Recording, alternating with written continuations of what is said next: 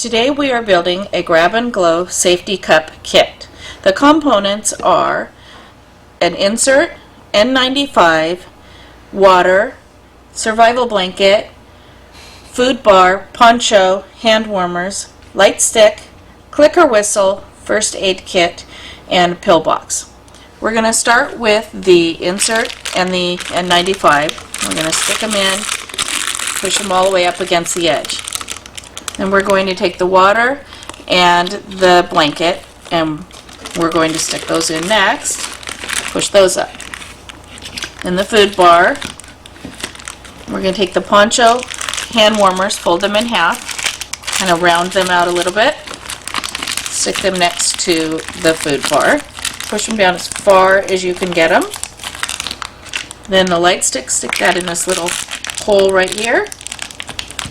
We're going to take the clicker whistle next, put it sideways. Then the first aid kit, put it sideways. Push these down as much as we can.